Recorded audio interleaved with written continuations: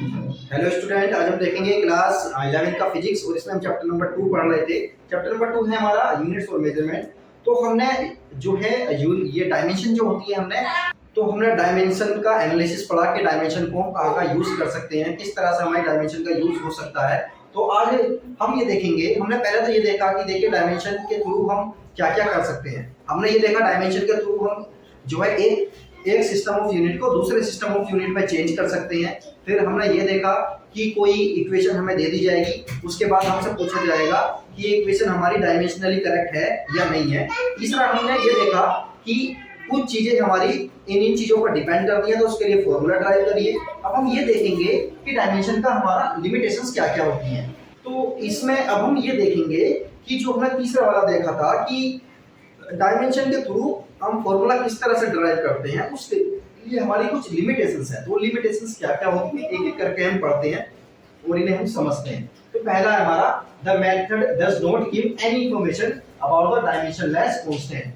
वो जो हमने देखा था फॉर्मूले में, जो डायमेंशनलेस कांस्टेंट हमारा आ रहा था उसके बारे में कोई भी ये इंफॉर्मेशन नहीं देता, मतलब उसकी वैल्यू इसके थ्रू फाइंड आउट नहीं की जा सकती। ये वैल्यू हमें पहले से पता होनी चाहिए या फिर हम जो है एक्सपेरिमेंट के थ्रू फाइंड आउट करते हैं, तो वहां से हम पता कर सकते हैं। लेकिन डायमेंशन के थ्रू हम उसकी वैल्यू को फाइंड नहीं कर सकते। ये इसकी लिमिटेशन है। दूसरी लिमिटेशन ये है, it fails when a physical quantity depends on more than 3 physical quantity. अगर हमारी जो फिजिकल क्वांटिटी है अगर 3 से ज्यादा चीजों पर डिपेंड करती है तो ये वहां पर काम नहीं करता, वहां पर हम फॉर्मूला ड्राइव नहीं कर सकते, वहां ये फेल हो जाता है। उसी तरह से देखिए, अगर हमारी कुछ फिजिकल क्वांटिटी का सम है या डिफरेंस है तो वहां पर भी ये फिजिकल क्वांटिटी काम नहीं करती। ये कहां पर काम करता है? जहां पर 3 क्वांटिटी हो, 3 क्वांटिटी पर वो चीज डिपेंड कर रही हो और तीनों की तीनों का आपस में क्या हो, मल्टीप्लाई हो, सम होगा या डिफरेंस होगा, तो वहां पर ये काम नहीं करेगा। जैसे कि s = ut + 1/2 at², ये वाला सेकंड इक्वेशन ऑफ मोशन है। अगर इसके लिए हम फॉर्मूला ड्राइव करने लगे तो ये फॉर्मूला ड्राइव नहीं हो पाएगा। क्यों? क्योंकि इनके बीच में आ रहा है हमारा ये प्लस, इस प्लस की वजह से ये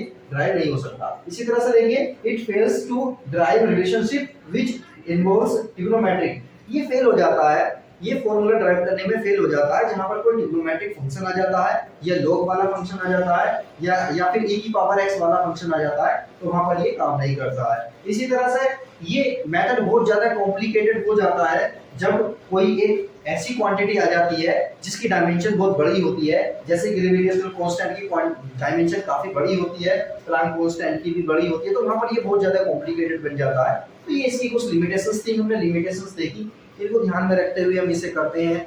और इसके बहुत सारे यूजेस हैं, जैसे कि हमने 3 तरह के इसके यूजेस देखे।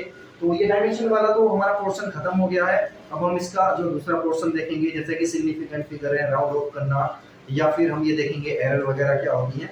तो वीडियो को लाइक करें और चैनल को सब्सक्राइब करें।